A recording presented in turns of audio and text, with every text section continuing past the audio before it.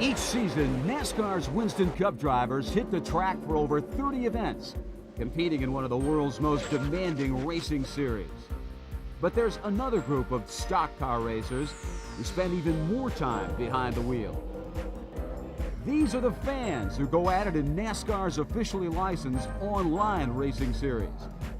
Last year, over 2,000 of these hardcore enthusiasts participated in the championship, which consists of over 600 events run 24 hours a day, 7 days a week on the internet. Here, helmets and fireproof suits may not be required, but the competition is definitely red hot. My heart pumps, my hands get sweaty. I pitched in ninth inning ball games and never felt like that.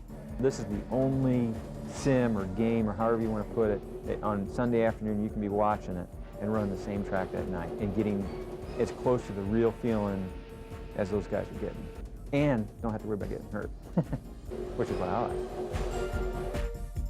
And these racing wannabes occasionally find themselves going up against the likes of Dale Earnhardt Jr., who's also pretty tough on the internet circuit. Let's put it this way, he pops in and woo, I mean, it just fills up like that. I mean, he knows he's not getting hurt. I mean, when you take him, he's already aggressive or whatever in real life.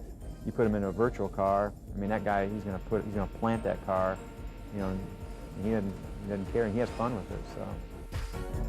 Making it even harder, the competitors not only have to drive, they must also plan the team strategy and the car setup.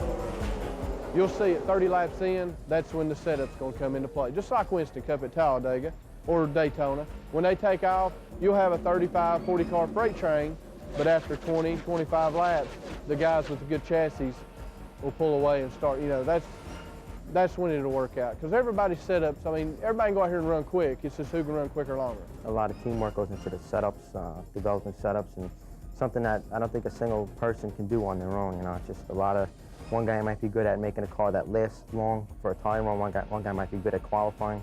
Another guy might make a car that is good, you know, for a short run on a race, and you just got to combine everything and, you know, turn it into one complete package. That's what you need to win at this level. In competitive races, I've run well over 100,000 laps, well over 1,300 races, and that's more races than Richard Petty ran in his career.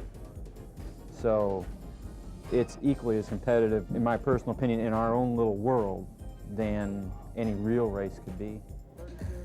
Last year's final shootout took place at Daytona, where the very fastest virtual racers in the country went head-to-head with a $3,000 first prize on the line.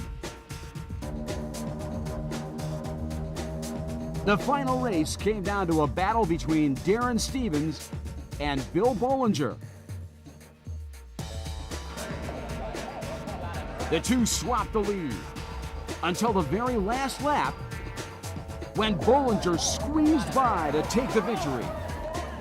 But the season championship went to Kevin Angelbeck, whose fifth-place finish was good enough to give him the series title and that $3,000 first-place check. Touring car and lawnmower racing from the UK when we come back on Fox Sports Network.